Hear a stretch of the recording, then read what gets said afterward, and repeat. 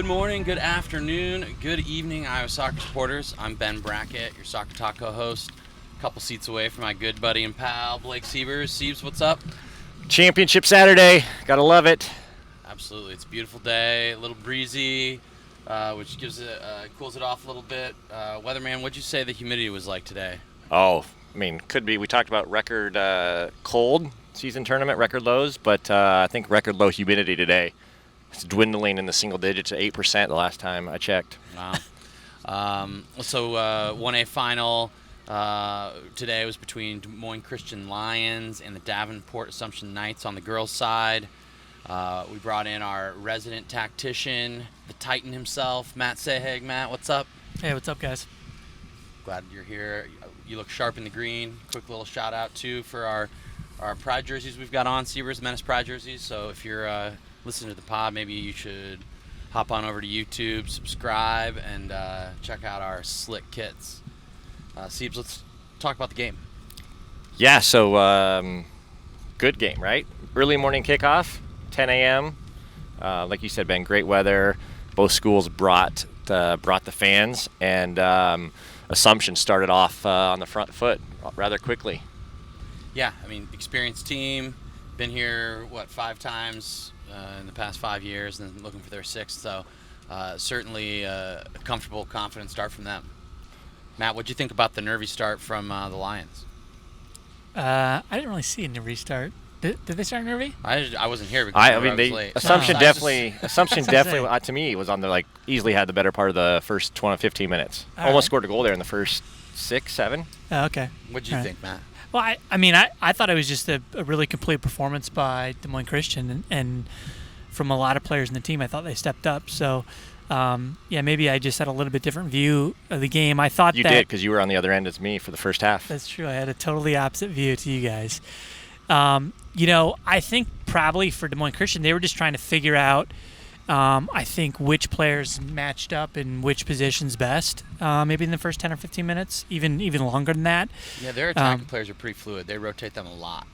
Yeah, and I think Coach Webster got it right, probably with about 5 or 10 minutes left in the half when he moved Isabel up front, and then Jenna Roberts moved into midfield. I think on the Assumption side, number 22 is the big, tall center back, and really what was needed in that game was someone to neutralize her and take away sort of just her physical prowess in the air, and then just being able to win balls and strike the balls over distance, something to neutralize that. And I think when Isabel went up there, she was able to serve as a proper target player, which sort of inherently extended the game towards where Des Moines Christian wanted to attack almost immediately. And I thought it was the difference in the game. Yeah, we talked really quick. You brought her up, Matt. That Piper Sebergs, I'm not sure how to pronounce her name, number 22, the big center back for Assumption. Ben, you saw her earlier in the week. I mean, I thought she could have been like man of the match in the first 35 minutes. She cleaned everything up, won every ball around her, and was quite good. Yeah, also that Grayson Ruggles for Davenport Assumption, the number 13. I thought she was good today, sitting in the base of midfield. It also seemed like the Lions had sort of targeted her a little bit, and she was getting roughed up in there. So it made for a challenging game for her, I think. Yeah, there were a couple of really good, strong tackles in the game, which is always good for the game, I think, especially when you had a big crowd like that. It doesn't matter if it was a clean tackle or a really nasty tackle. There's always 50% of the people who thought it was not a foul, and then 50% who thought it, was a foul. There's a couple of shots or yellow cards and stuff like that. I know Garcia got in a couple of challenges that in the first half. I think on the second one, she probably should have been booked on that one. But I mean, that's what you want to see from your player who ends up getting the game winner and stuff like that, and that good strong physical play is what's good for the game in my opinion. So Garcia hits the bar in the first half, right? And then a few minutes later, Assumption comes down, and I thought, right in front of us, we thought it was a for sure goal. They get a kind of a little ball in play between the goalkeeper, outside back. Assumption gets on the end of it, right? And Miller, the goalkeeper for Christian, is running back towards her goal. And somehow... It was just like she willed herself. It looked to me like there was no way she saves it or gets a hand on it. Somehow she just flew into it and snagged it. Yeah, It's great. she had a great game. Marin did. I mean, she's tall, and so she can cover everything up high. Oftentimes, we see just in on the female side of the game, just the shorter goalkeepers really struggle to get balls up high, just because naturally they've got to cover 8 feet of height and then the distance of the goal. That's just not the case with Marin. Everything that was up high in the air, she never looked like she was not going to catch the ball. I think her main sport is actually volleyball, so she's joining in just playing goalkeeper for the team. But what a great set of hands she's got on her. She was calm in the entire game. She didn't make one single mistake, and then when they needed her to come up big, she came up huge. And the save you guys just mentioned was an example. Yeah, the Assumption goalkeeper too. That Dawson Dorsey really had a strong game, and I think that maybe brings us to the goal. It was scored because that's probably not a savable shot at the state tournament this weekend, is it? It's great work from Isabel Garcia. Davenport Assumption switching the ball from right to left across the back, and Izzy just sort of pounced right at, had great timing, tackles the ball, and you mentioned this when we were talking, like the quickness with which she went down and got up and was right on it again was like, it was pretty impressive. And then she just laced one to the far corner side panel. Off she went. Pretty excited, I would guess. Yeah, I mean, it's what I've been, sort of asking for all weekend, is just a piece of really, really good center forward, striker play.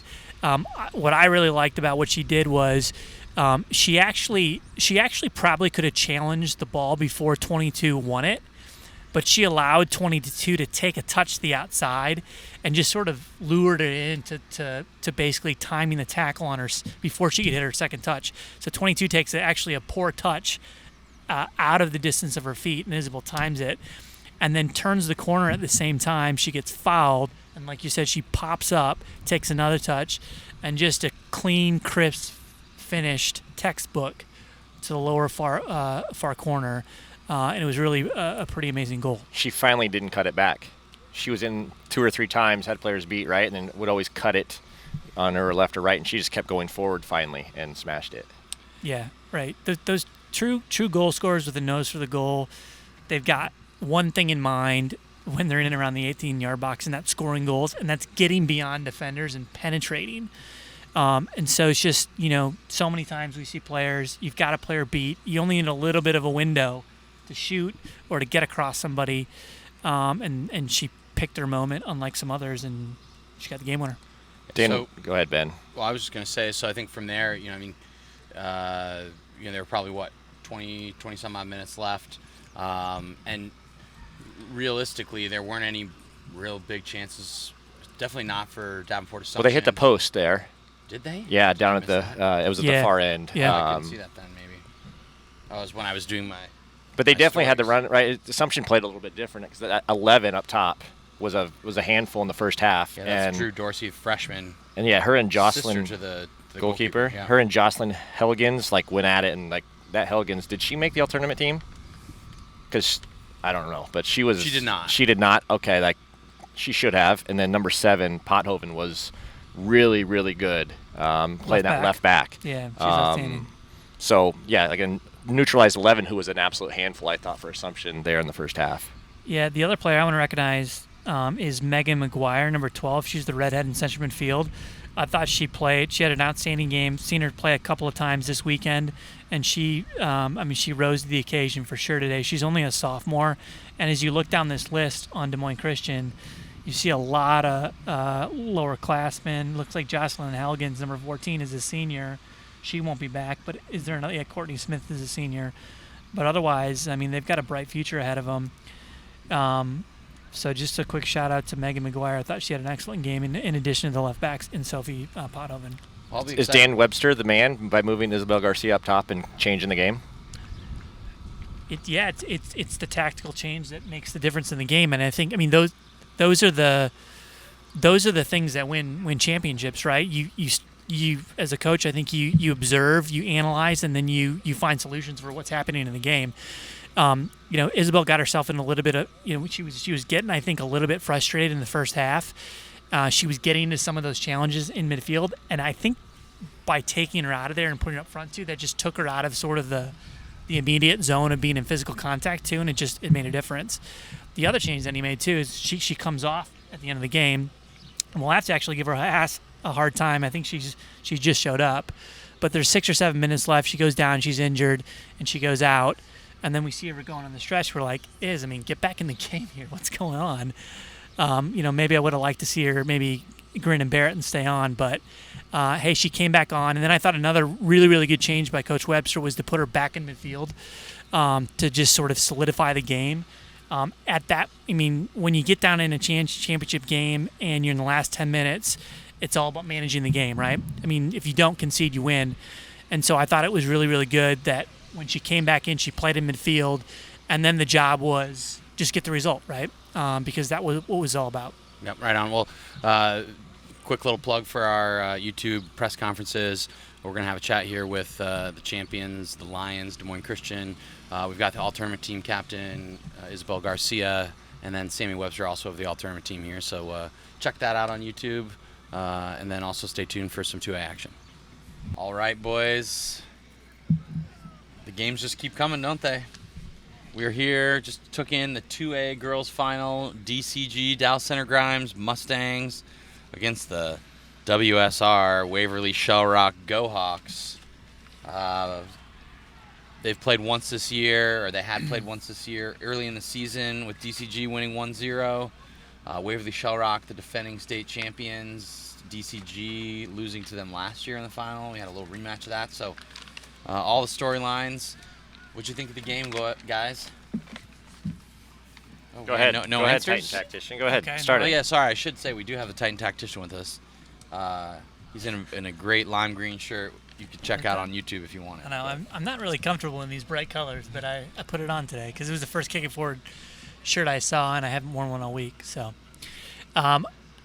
first, God, it was good to see someone play in a 4-4-2. DCG, right? And for whatever reason, everybody seems to play like 4-3-3, like all the time. Thanks, Pep. Yeah, and God, Manchester City can do it. Barcelona could do it because there's so much rotation in the squad, and you've got the physical attributes to do it. I really thought, and I think it was 4-4-2. It could have been 3-5-2, whatever. They had 2 strikers, and it makes such a difference. I think that playing with 2 strikers is the best. Yeah, and part of the reason I think it is because it sort of just automatically creates depth in your team, right? Is if you've got 2 forwards on the second to last man or person or whatever, and one goes to the ball, you've got immediate depth, right? And then you can play forwards and backwards. And we see, and I think that just the 4-3-3 system sets you up to play square, so teams play side to side. And when they do play forwards, you get isolated players. And so it just has got depth. So for me, DCG, they've got, it was Avery Korsling, who's 4, and then Landry Glasgow, number 3, who was pretty quick. They would play up front together, and there was so much more combination play because players were around the ball when it got played forward. And I think that allowed midfielders to join in and all that stuff. And I just think that's a big reason why DCG had the run of play. They also, though, played close together and within the 6-yard box width, right? Yes. Korshin was never against the parents, never against the coach's bench. Like, stayed in the middle of the field, those 2 did, and that's why they were able to combine and be really, really dangerous. Oh, and the only time she ever did was when she had to chase a ball into the channel where it just hadn't come to her. She's just trying to help lead the press. Yeah, which was rare. Yeah, that's why she's fit. Like, that's why she was able to play. She came off towards the very end, but like, she's not tired because she's not chasing silly or making silly runs towards the sideline. And I would just say I think like she's the difference in the game overall. Like one of the players of the tournament without a doubt, and on boys and girls side, and it was just absolutely dominant in all the games. I saw her play in the semifinal and the final, right, and she's a player. So they started, right? They rematched of last year's final. DCG still had not won one as of 20 minutes ago, but 0-0 first half, and both teams kind of feeling each other out. Yeah, even though they played each other earlier in the season. There weren't a ton of chances in that first half, but I think we had a chat with both the coaches, and they seemed at halftime they seemed comfortable, and it kind of I think they were just really more. It came down to the players, right? There weren't a lot of coaching things that needed to happen. I don't think either team was doing anything that was causing them major problems, right? No, I mean, someone just needed to break the game open with a goal. That's what the game needed. And what a goal. Yeah, and the best player on the field brought it, right? Yeah, it was pretty good. So it's Avery Korschling. Korsching. I'm sorry, Korsching. Sorry, Avery. One of the things she does really, really well is with her first touch, she creates space like all the time. And so she's not what I would call a powerful player in terms of you never see her sort of explode into the space, or we didn't see it very glides often. past people. Yeah, I mean but her first touch creates space, and it allows her to take more time with her second touch. I think mainly because she takes it away from pressure. So what happens on the first goal is it goes into the wing. I believe it was Cameron Smith who was out there, number 12. She was the right midfielder, and there's a little bit of there's some physical contact. Cameron Smith definitely gets fouled, but the referee and the linesperson, Anna Turi, do actually a great job because the crowd got on top of her. Hey, foul. But it was one of those, is just like, hey, let it play through and let it play out. And let's see what happens. So Cameron got out of the tackle, got to the end line, hit across the box. It wasn't a great cross, but it got into the box, gets knocked down. And I think what it does actually is it forces the goalkeeper to come near post. I could be wrong, but I'm almost positive that's what it does. Ball gets knocked down. Korschling stands at the edge of a box in a perfect position to get a ball back to her. And I think as the ball rolls past her, it's coming to her right foot first. And I bet 99% of the players who played in this tournament, if they're right foot dominant, which Avery is, and it comes to the right foot, she would have taken it near post and probably put it out for a goal kick. But at the last second, Avery just opened her hips, let it roll across her body, took one touch with her left foot, and she got the goalkeeper too far forward in the near post, I think, and she had an easy curl in the far upper corner. It was a great piece of play by Avery, and I think it was just those little things that made the difference. That's the difference, right? Makes her, that's the thing that separates her to make her a little bit of a special player. Yep. Where's she off to next year? Minnesota State, I think.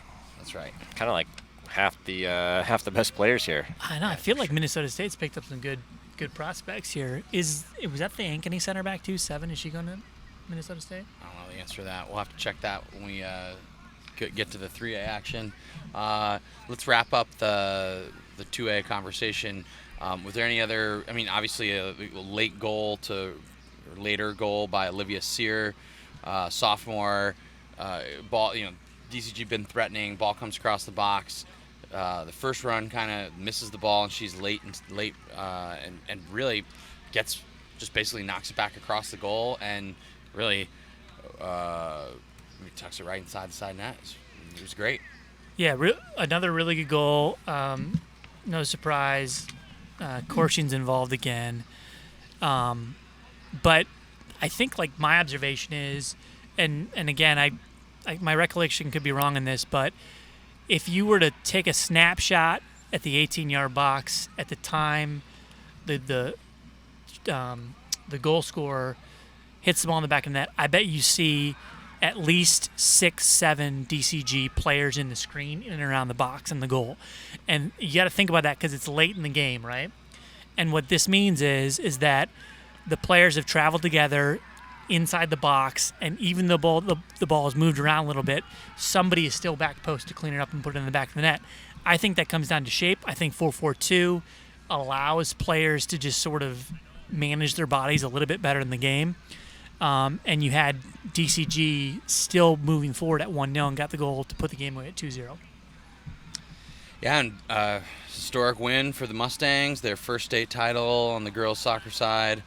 Waverly Shellrock will be disappointed, but they have a fairly young team, so I'd expect that they will probably won't miss a beat between now and next year's state tournament.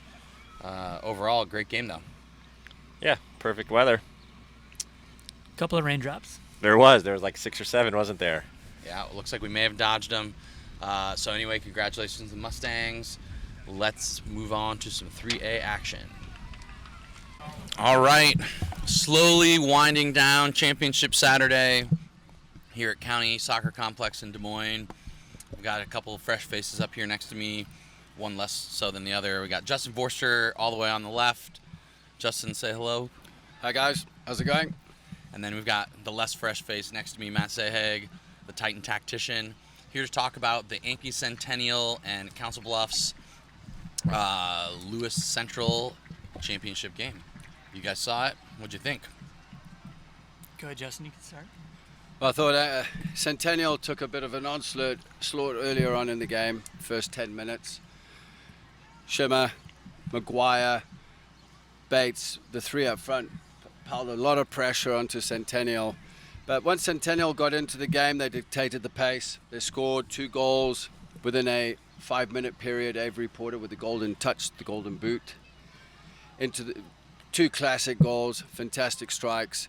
2-0 up into the half, dictating the pace again. I thought Council Bluffs, the Lynx of Council Bluffs would make some changes. I thought they'll push a few more players forward. They didn't. They were still pinned back. And players like Belashaitis and Ella Becker at the 6, Kovacs, the other centre half, I mean, they were quite comfortable on the ball. Katie Compton, Alana Pennington, the combination with Pennington and Katie Compton on the left-hand side, Compton in the 11, and then Pennington would move into a 10, and the combinations were fantastic there. Overlapping outside backs, Ellie Street just kind of marked Shimmer out of the game. Had no issues there. And speaking to Chris Allen beforehand, that was her job. So they were pretty well coached, pretty well organized, definitely experienced and ready to go. What'd you think, Matt? Yeah, so I thought one of the players. So I've seen him play twice now. Did I see the quarterfinal? Who'd they play in the quarterfinal? Centennial. Northwest. It's been so many games. That's I didn't true. see that game, so I saw the semifinal and the final. So it was nice to see the players for a second time because there's a little bit of difference when once you've got some familiarity with the faces. Yeah. And one player who really showed up for me today, who I didn't notice as much against Valley, is Alana Pennington. I wish I would have had a track. You would have had the tracker on her. The heat map. The heat map, because I mean she ran her socks off today all over midfield. They had a holding central midfielder who was Ella Becker, and I think maybe is it Olivia Kroshka who played in central midfield too. But I tell you, who was doing all the running, it was Alana Pennington, and there was just something about her today where you could tell she wanted to win the game. And I thought, she's probably the player that falls under the radar today. And I don't think that she's the most skillful player in the team. But I thought today her performance was excellent, and just on sheer effort alone. So I really liked her. Justin mentioned the back four are pretty happy to keep it.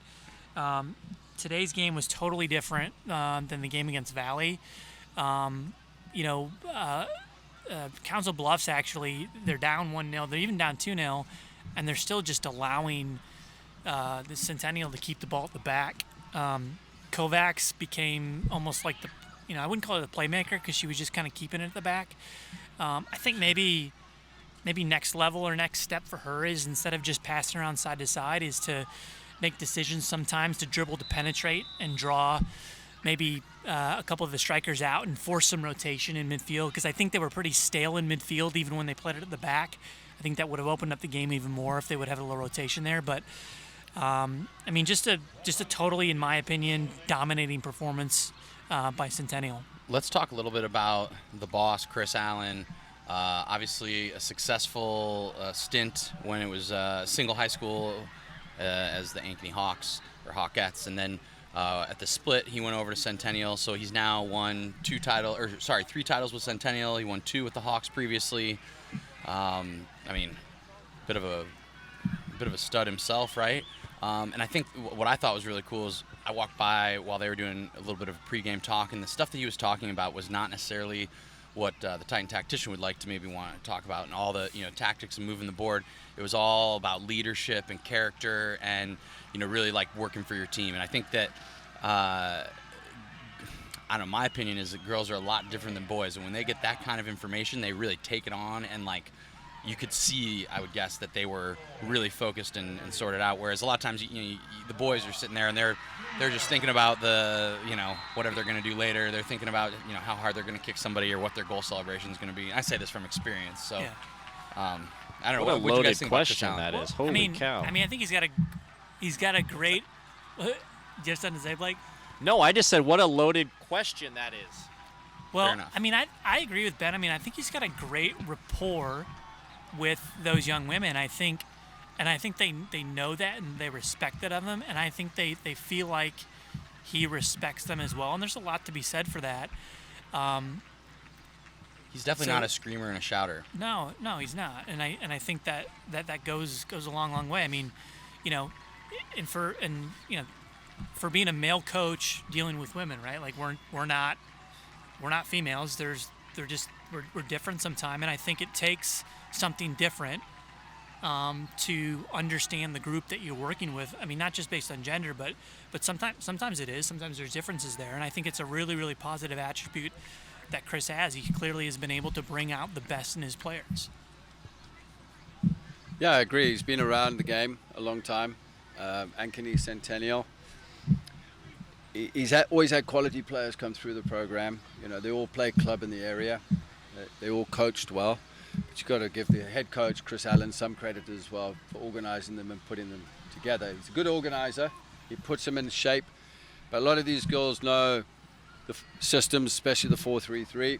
They know how to adjust into a 3-4-3 if they need to. I didn't see it today, but credit to Chris. He organizes well. He gets them together. But they've got leaders on that team as well, and those leaders bring the group together. Yeah. We should maybe just give a shout out to Ankeny as a whole. Far and away the most impact across the state tournament this weekend, with both the Ankeny boys and girls programs and the Centennial boys and girls programs making state tournament appearances. Centennial making the semifinal on the boys side, and obviously winning it on the girls side. Something up in the water up there, you think, or is it just the Rush connection? So I was just kind of thinking about like a little bit of the opposite, right? Because I think traditionally Ankeny in the high school soccer avenue has had a far more success in terms of championships than so on the club side. So I think it's actually kind of an interesting dynamic. Now, some of these players play across town and for other clubs and stuff like that, but there's something different sometimes about playing for your school, And look, I think in this game today too, especially, and this is going to change the subject a little bit, they were so comfortable in the end that Chris actually took off his goalkeeper, Kate Bergen, with 10 minutes left to play at 2-0. I was surprised about that, Right. but that's confidence. Yeah. When I saw the substitution, I looked at the clock and I'm like, wow. Yeah, and part of that, for me, is having Kovacs at the back. You think about that player. Is she committed somewhere? Kovacs, I'd have to go back and then have a look, but I believe she is going on to play in college. She's got to go play somewhere. That to me, that's a Division I center back somewhere. She's in Minnesota State. Minnesota State. Wow, that's that's correct. a huge Yeah. pickup Yeah. from Minnesota State, because for me, I'm thinking Lindsey Horner and Kevin Brenner all over that. I'm thinking Iowa State's all over that. She's got the physique to play in at least the Missouri Valley, and I haven't seen obviously some of the Big 12 recruits, but she just had a masterful weekend this weekend. Perhaps I'm giving a little bit too much credit because I think she also had a walk in the park at sometimes because she had a lot of time and space to play. But I'm a big fan of hers, and I think that she'll do well at the next level wherever she plays. But you say that, Matt. The quarterfinal against Waukee Northwest, she was outstanding. And look at the competition she was up against. And then I did the semifinal against Valley. She was under immense pressure. She was fantastic. Yeah. Her and Belashanitis, they were both good. They were both good too. Like I said, I think the next step for them is because when they played against Valley, they really didn't try and keep the ball. I think it was just a different game. Had they have tried to keep the ball, and if those players, because those players, they're good on the ball. You got two strong, big center backs who can actually keep possession. If they learn how to to come in and advance through midfield. I mean, because I think Kovacs can run box to box too. She's actually a midfielder. She Okay. plays. She moved last season. She did play as a double six with Ella Becker, and you did notice a couple of times she did carry the ball forward today, and because she was allowed the space. But against Valley, I mean, they weren't allowed the space. They were always pressed in the midfield, and up front they were always pressed. Just different game. Yeah. But Kovac can play at centre back, centre half, or in the midfield. So she has those options. Well, I think when it's all said and done, it seems like the best team in 3A1, definitely the best team from this weekend or this last week. I think they proved it without a doubt, knocking off their three little nemesis, their 3 losses from the year. Hat trick. It was a hat trick. Yep. And you know what's crazy? On April 1st, Centennial lost to Council Bluffs Lincoln 2-1. I mean, how? Right? I mean, today they were totally dominant. Yeah, for sure. I mean, good. No, and I was just going to try and wrap it up. The one thing I wanted to go back to, just because as you guys were talking, I was doing a little thinking. You mentioned the point about Kate Bergen coming off with 10 minutes left. The backup goalkeeper is senior, so giving her a little, I think that's super cool, actually. I do as well. I did notice that. Yeah, she's going to Indian Hills. Yeah, that's right. Yeah, so I think that's really cool that the coach makes the effort to give his players that. He gave quite a few players. Yeah. Compton's sister Brooke came into the game. Right. Fair came into the game. White came into the game. She never came in again. Hardly any of those girls. And that's what in. it's all about, Yeah. right? At this high school level and at this state tournament, I think it's just really, it's all about the student athletes, and I think that it was on show today. Yeah, but I agree. the other message is like, I trust you, right? Like from the coach, I trust you. You're going to go in the game, and it's 2-0, and if you give up a goal, they're back in it. But I trust you, and I think that's huge from a relationship standpoint with your athletes. Well, I think that the rest of the 3A girls field probably should keep their eyes out next year for another strong Centennial Jags team. In the meantime, we're just getting ready to catch the end of game ceremony for the 2A boys game, and then take in the final game of our long week as we watch Northwest battle Pleasant Valley in the state final. All right, we're back again. We're gonna keep coming back too till the end of the day. Okay. Just hearing a little update from the 3A girls. Sounds like, well, actually, you'll have to listen in to hear about the recap for that. I won't Good tell tease. you. I love it. So we're just sitting here with our good friend Matt LeMailey. Matt took in Davenport Assumption against Western Christian Hull in the 1A boys final. It looked like from a distance it was a kind of a slower game, but an early goal from Western Christian Hull, and then a later goal from Assumption. So I guess it's also worth pointing out that Western Christian Hull is in like the absolute upper left-hand corner of Iowa, and Davenport is on the nose. So it's like a 6 or 7 hour distance between each other. So I think it's pretty interesting. A couple of teams that'll never get a chance to play each other in a regular season. And I think there's about 1,000 people here watching it, which It's says super a cool. lot considering they're so far from Central Iowa. And they're small schools. Yep. The enrollment for each school is 300 or less, which is crazy. Yeah, so it's a really cool 9 atmosphere. through 11, but, And it started off things with a little bit of drama for the boys' side for the day. Yeah, so Assumption, I think both teams knew they were the more technical team. They possess the ball better. They're going to hold the ball a lot more. And they're a storied program too. And they're a storied program with the coach that's been there for decades, 26 years. This is actually his last year. This was his last game. So it's interesting that he went out on top. Very, very exciting for him. But Western Christian Hull, they play a lot longer of a game, knowing they're going against a team that plays possession, and they are very big. They have a guy up top, number 3. Yeah, he's good. I like him. Yeah, Eli Van Van Essen. Essen. He chases everything. He hunts the ball down, really puts the defenders under pressure, and really that's what created most of their chances. Their goal came in the first half. I think it was actually later in the first half, but it was kind of off a goalkeeper made a save and a little rebound type situation. It was hard to see because it was way on the other end. However, Assumption, again, I got to give the coach credit. He keeps them under control and calm when easily being down 1-0 in a final, in a game where you feel like you should win, it's easy to panic. So I thought it was really exciting really cool to see the young kids actually be able to maintain their composure. And as a result, they kept playing their game. And a little bit later in the second half, maybe close to about 20 minutes left, actually, right before 20-minute mark, 11 and 10, who have a great rapport together. Charlie Leinart out on the right, and Roberto Medrano, they call him Berto, their leading goal scorer, up top. And 11 beat his man, drew the central defender out, and passed it right to Berto, who cut it onto his left foot, beating the last defender, and just placed it in the side netting for a very good goal. It's very simple.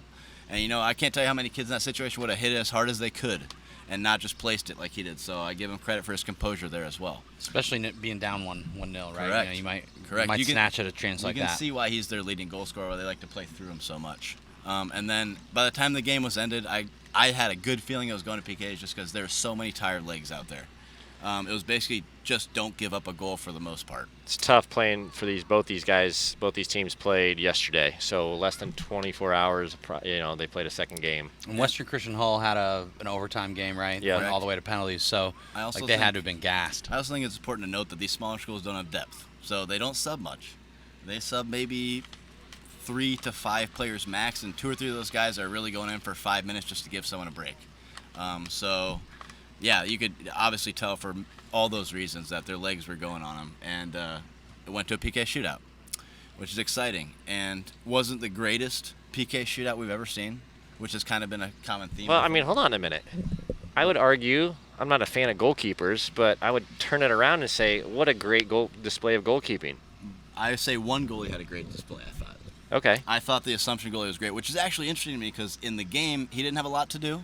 But I thought the Western Christian Hull goalie did better, maybe because he had more to do. But he was huge. He really played good long. on yesterday and on Wednesday whatever. Yeah, and, Wednesday as well. Every service he catches everything and holds everything, even under pressure. So he did excellent. So I really thought he'd do well in the PK shootout. Yeah, my save of the PK shootout is the toe save. Yes, the first save. Oh, what a save! So he guessed left. It went down the middle. He readdressed his body to kind of get his momentum, not going too far to the side, and got a toe on it. You can literally see him stick his toe out, though, right, Blake? That was excellent. So, it was awesome. Like I said, PKs weren't great, but I agree. I thought the goalkeeping displays were actually very good. And let's not forget. How cool the storybook ending, right?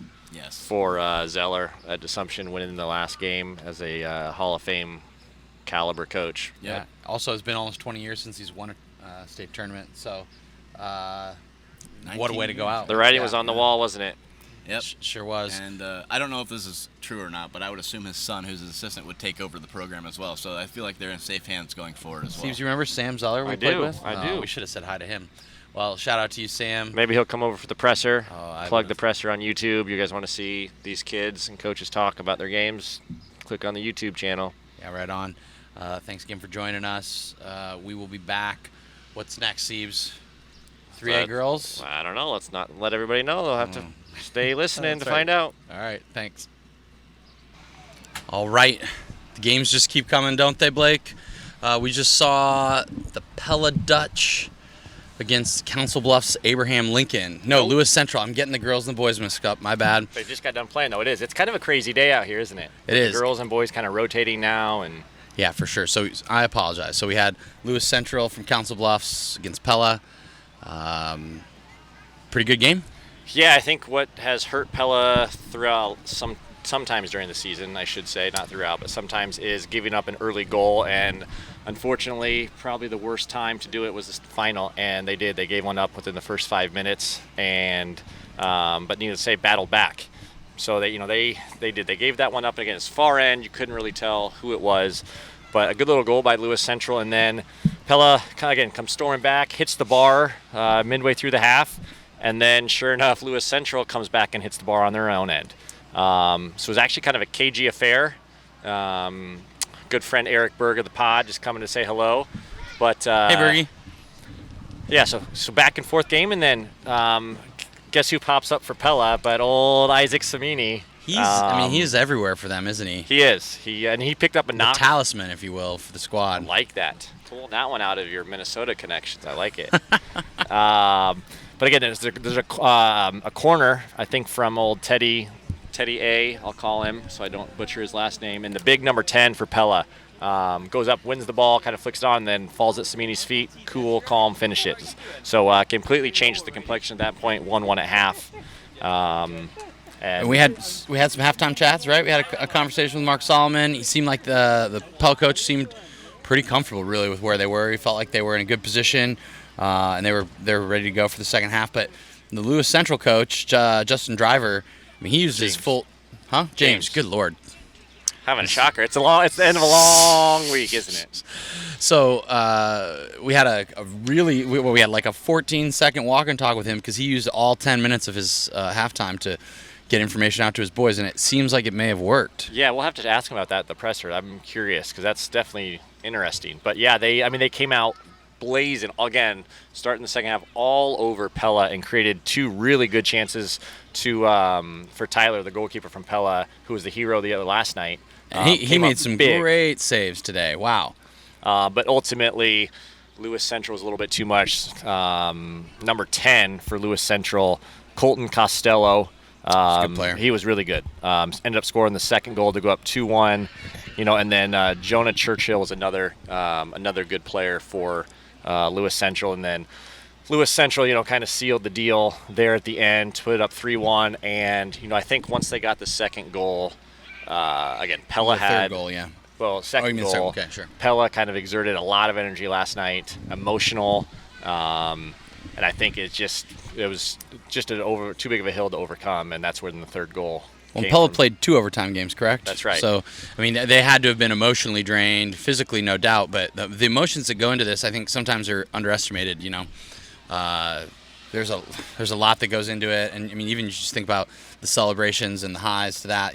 There's got to be a low that comes after that. Yeah, and something interesting for Lewis Central. So last year, here's our plug for our plays of the week. So all you guys that listen to this, we do a high school plays of the week every week.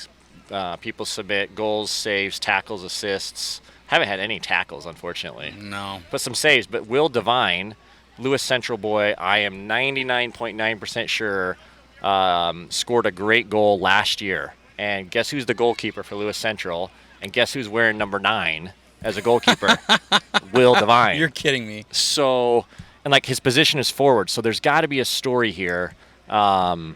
Something has happened with Lewis Central. So, again, here's our tease for the presser on YouTube, because we're definitely going to ask Driver and whoever he brings over what the goalkeeping story is. Because if they just won a state title without a proper goalkeeper, that's impressive. Yeah, kudos to them. That could be the storyline for Class 2A. Oh, I can't wait to find out. In the meantime, I think, I guess, were there any other players you wanted to shout out, or should we move on? And we've talked a lot about Pella, right? Again, pretty good. Yes, Samini there, Teddy. Logan Solomon made the all-tournament team as well. Sure. For Pella, and then I think again Lewis Central, second state title now. First one, I believe, in 2019. Yep. And again, played a few 3A schools, had some good results in the year, and ultimately are going to enjoy that 2-hour bus ride west on I-80 here in about an hour. Right on. Well, congrats to the Lewis Central Titans, and best of luck next year to everybody. Let's move on and catch this last game of the day, right, Blake? 3A final nightcap under the lights. Lights are on. Musco lights are on. Let's Come ride. and go waters are being Drank. Being drank. I was trying to think of a good adjective to come up with that, but we'll Being shut quaffed. up and let's get to it. Okay. Yeah. All right. It is finally the end of a long week, and we got ourselves a bit of a treat to close things out. A nice little penalty shootout to end the 3A final after a 0-0 tie in regulation. Took Waukee Northwest and defending champion Pleasant Valley to the brink. Let's talk a little bit about the regulation time action. Blake and Matt, what did you guys think? Yeah, well, first half, especially the beginning of the first half, or most of the first half, Pleasant Valley had the run of play. I thought it looked like they came up with a plan. When we saw Waukee play in the semifinal, 17 looked dangerous on the wing. and it looked like they looked to stretch it a little bit when they weren't going straight down the field. So it was very, very clear that Coach Ward had instructed his two forwards or strikers when the goalkeeper got it or the center backs had it to split and go wide and force down the middle. And I mean, realistically, I mean, Waukee Northwest didn't really know what to do. Didn't have an answer for the whole first half. I mean, their central midfielders, I mean, wouldn't come and get the ball, and so you just had sort of a stale, sort of non-mobile first half. Well, and when the outcome is, if you're a defender and there's no pass to pick, what do? You lump it, and they were just lumping it into places that it was easy for Pleasant Valley to win it and go right back at them. Yeah, and that was the charge, right? So anticipate you've got to nick the second that second pass, or you just got to put pressure on it and make sure you win it. And they did a masterful job of sticking to the plan. I thought it was great. I think I said, in the quarterfinal when I made my prediction, which was correct, by the way, that Pleasant Valley would win it, that they would bully their way to the final in the championship. I think I probably misspoke a little bit there. I just think they defended properly. Like pressure, cover, balance, right? Those are the principles of defending. And when the ball traveled, there was somebody who pressured the ball, right? And then they were organized as well. And what a difference it makes, especially at this level, right? I mean, this is a pretty good level. It's not a professional level, but sometimes just applying pressure means a mistake at every level, but especially when you're not dealing with pros and at this level. So I thought they did a great job. Yeah, very well organized. Big, strong goalkeeper in the back who did really well all game. I thought he was good. He's got to be. Yeah. He definitely has to be in the all tournament team. Yeah, you would think. Is that Jack Kilstrom? What year is he? He is a junior. So yeah, it's our videographer's cousin, actually. No, but he was good. Strong in the air on crosses. Did really well dealing with those balls, and his distribution was really decent. Especially, we've seen some not so great distribution this weekend or this last week, and his goalkeeping distribution was he should good. be playing somewhere in the fall. Right. Yeah. I mean, is he senior? Well, no, he's a junior, so he's okay. Okay, so no, hopefully he's playing somewhere. He should be. Well, he's got to fit the bill for how many college programs? I mean, he's 6 foot whatever, 4 or 5, right? I mean, he didn't drop one. He didn't drop one. What about that? And then he made that one save, cross his body, I mean, he did the old goalkeeper. I think he could have slid 2 steps, but he made it look good. Yeah. I mean, which is okay. Good. I mean, that's what they all do. Yeah. I mean, a couple of moments for him that I really noticed in regulation. One there it is. He is. So sorry, Matt, to interrupt you, but the all-tournament team. Talking about it. Yeah. Yeah, he's got to be right. I mean, so a couple of moments. There was one time in the first half where he actually had to leave his feet and dive to his right, and he held the ball. Yeah, that was what I was talking about, where he just held he held it. Yeah, held it. But when here's what I really liked about him. And you talk about distribution. When he didn't have to go to ground, he didn't go to ground, right? So you move your feet, you catch the ball, and all of a sudden you release. Decision. Yeah, exactly. How many goalkeepers? The other side of the ball is different, right? We see the guy, he catches the ball and he dives to the ground.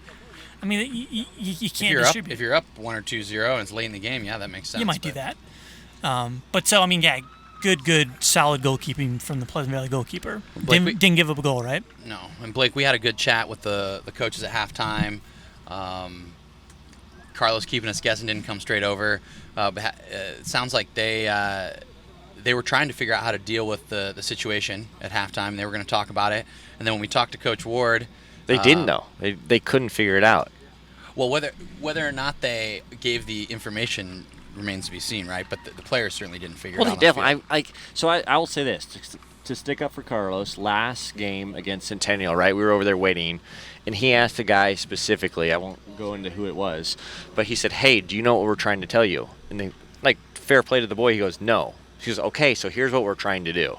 And he wasn't mad at him at all, but he was just like, "We need to be on the same page, so our message to you, you understand it."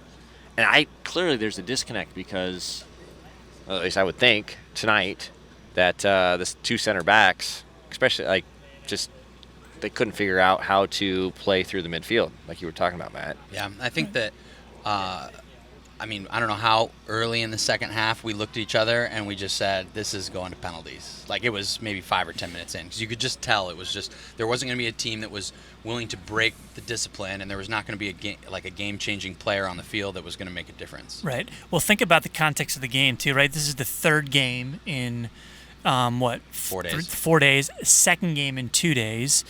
It was hot last night. Yeah, exactly. And so, the other thing that I thought Pleasant Valley did really well is, and it made for a little bit, I think, uncomfortable moments in the game, probably from just a spectator perspective, but they also just were happy if the center back started to move forward just to drop off and make it compact. And they just said, hey, let's save our legs for when we need them. But then also let's just condense the field and make it small, and let's play with 22 players and a half. And we're organized. We've got a goalkeeper who doesn't give away goals. We've got a big, tall, strong holding central midfielder, and we're happy to even play a little bit on the edge. And I think it was a really, really disciplined performance by Pleasant Valley. So eventually it goes to penalties after a scoreless 100 minutes. Blake, you took some great notes on the penalties, but the big talking point, right, is the Joaquin Northwest goalkeeper, Andrew Cork. He is a senior, so we would have played his last game tonight. And he's a controversial figure throughout the game. He's definitely outspoken. He's a very outspoken player, and he seemed to be, kind of always chirping at other guys on the other team, and he seemed to be a little bit of a, I don't know if you want it, he was definitely a character within his team. Like, his team looks at him as a strong performer. He was chirping the crowd. He was chirping the referees, other random parents. Like, he chirped Sophie Hoffman the other day. Like, so it was bizarre. He must have some confidence, because But unfortunately, the boy didn't make a penalty. No, he stepped up and said, "Hey, I'll take the first one." Well, I don't know. What do you mean? I would assume he did. Correct. Right? Confident, but he misses it. So if you're going to be that guy, you better make the penalty. Yeah. He didn't. And I don't care. Like, I don't know. We hassle these, like, people are going to come after me, I'm sure, because they're 17, 18-year-old kids. However, you want to, like, bring attention to the game, and, like, you want to be the man, you got to make the penalty. Yeah. So I may be harsh, but I think it's my also opinion. tough, though, too, like, from just a psychological standpoint, right, Matt? Like we were talking, if he, in this situation, he misses it, now he's got to step up, and he didn't hit the target, though. He missed the goal so completely. Right, so my point is that now he's probably lost a little confidence, and now he's got to hop in goal and try and save one of the next 4 penalties to try and get himself back in it. And, man, I wouldn't feel very confident after that. Yeah, I mean, I think if you're just from a spectator's perspective, if I was to, step into the coach's shoes, so to speak, and start thinking that when you get in a penalty shootout, I mean, you should have the you should have the technique, right? You got to pick a side. The rest of it largely comes down to what's in your head is executing, right? And I just, like, if Blake had mentioned it, I mean, I don't know that that's the strongest mentally figured, calm, collected guy that you want taking your first penalty anyway. But for the goalkeeper, I just think it totally, if he misses, and he did, it just changes things dramatically. I mean, there's nothing worse than getting scored on as a goalkeeper, period. And then there's also nothing worse than missing a penalty. So, and then if you noticed, I mean, he guessed the wrong way 3 times, right? And so I just, gosh, I mean, I've never seen that happen before where the goalkeeper took the penalty first. I got stuck in the middle of I was like, oh man, before he struck it. Yeah, I thought it was bizarre, right? Because I got just lace in the top corner. Well, so I got stuck in the middle of all these Joaquin people. Like, I was sitting minding my own business, and all of a sudden I look around, and everybody's come and swarmed around me just because of where I sat. And we all thought he was just going to get the ball to put on the spot and, like, kind of influence the Pleasant Valley goal, like, first kicker. And then he puts the ball down and backs up, and everybody's like, oh, he's taking the first kick. It was an interesting, I don't know, it was interesting. Yeah. So then you've got basically every player. Number 2, so Pleasant Valley scores. Yep. And then 24 for Northwest bracket. Yep, that would be Owen Duff. Yeah, he was good. I thought he was good. 24 was good today. He scores. Where did he play? on the He's field? in the back. In the back. Yep. And then number 11 for Pleasant Valley scores. Like That'd him. be Aiden Second Judd. kicker. And then number 4, that was the boy with the knee brace. Yeah, he's Sam he's a McDevitt. nice he was player. good the other day, He's great, too. yeah. He was a very good player. I liked him. He got about his business too. Like he's just like, I mean, I appreciated that from him. You know, He didn't get into the silliness. right, He right. put his hat on and went to Yeah. work and did it. And for some of these kids, and I don't mean to interrupt you, but for some of these kids, it's probably the first time that they've played in a crowd like this, in an atmosphere like this, where the crowd can affect you, and it's a big time learning moment. And there were some kids on Northwest throughout the whole weekend who got sucked into just losing it up here mentally, you know, based on the pressure that the crowds brought. So you hope, though, right? They're young. Yeah. There's bigger things ahead for a lot of them. And you Yeah. hope they learn a little bit and, like, go Right. achieve bigger things and realize, But like, Ford you was know what? not one of those players. I liked him a lot. Yeah. Yeah, so speaking of players that are moving on, we got Reese Ward stepped up and took the next one, right, Blake? No, actually number 9 Oh, did. so The other forward, bracket number 9. Yeah, I've got you. Bryce Rubel. Yeah, he was dynamic. And then the number 9 for Northwest. Owen Fulton. Yep, that was a good penalty by him. It was really And good. then go my to- guy, yep. right? Reese Yep. Ward The sealer. steps up.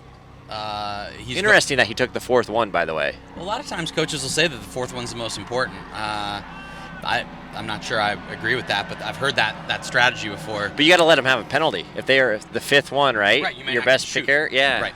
It's interesting. Yeah, so he steps up, nails his penalty, right?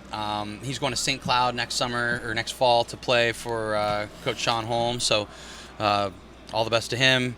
And then it really came down to the last shooter for Waukee Northwest, right, Blake? No, Reese Ward won it. No, 'cause No, he then- didn't. Oh, no, He no, didn't say sorry, that. yeah, sorry. So apparently Blake was taking Right. such good Sorry. notes that he doesn't Sorry. recall what happened He's next. looking at Sorry. his notes wrong. What was he watching? Well, I got like swarmed by a bunch of people, so. Okay, so the number 28 steps up. He's been one of the best players. Yeah, nice player. Cole Schraggy. Schraggy, yeah. Yeah, Shraggy, he Um, was good. He was good last week yeah. or second half of the game against Centennial. He was really good. I liked him a lot. Yeah, very good. But reality is, the big man in goal picked that time to make his obligatory save and stuffed him, and off they go to a big celebration in the middle of the field. And Pleasant Valley, 2-time state champions. I don't know that I would have ever predicted that in a million years. Yeah, back to back. Yeah, I think last year we were surprised. This year, much less so. Yeah. They're a very good team. Very We well all, coached. I mean, the writing was on the wall, right, for penalties though, early. I think Yep. there was a lot of people walking around. Good crowd. Yeah, I mean, Steves, I think that's the theme all weekend, right? Great crowds. I think everybody's happy to be back out at Cownie. Yeah, I mean, Coach Ward, as far as I can tell, has only made one massive error this weekend. Yeah, that's So he's I was driving home tonight. Yeah, I actually chatted with him before the game and stuff like that, and I said, hey, will you bring the guys over for a little press conference? And he's like, no. He's like, I get it home. Well, I mean, if you look over there, they're still hanging around, so there's plenty of time. But he's like, oh, I got to get home and have a drink. You know, just kind of joking around. I go, well, you've made a big error there. Are you driving home? And of course he is. So we just kind of had a chuckle. But hey, congrats to those guys, back-to-back champs, well deserved. Yeah. And Cool, I think well- this is where we sign off, probably. Yeah, well done to let's thank the Iowa High School Athletic Association, Quisquayar. Iowa Thank you guys Girls for that. Athletic. How do you say it? Iowa Iowa Girls High Athletic School Union. Girls Athletic Union. Okay. Yep. They were super great as well. What a weekend! What a week! It was awesome. It was Yeah. long, but It was great. this makes A couple guys off screen too. To big thanks, right? Yeah. Uncle T. Shout out to Uncle T. Shout out to Elvin Kilstrom as well. Our cameraman for the week has been stupendous. Yeah, if you'd like some of those, what do you call them, reels that Evans put together, He's your guy. he's your guy. Yeah. Well, that's all for us here at Cownie. man. It feels like we're signing off for like a long time because we don't really have anything to get to. So Well, we might not see you for. Well, be patient. Few We got weeks. the Grandview coach. We're going to interview him soon. We got our golf tournament coming up in August. We'll be back. Enjoy yourselves, and congrats to all the winners.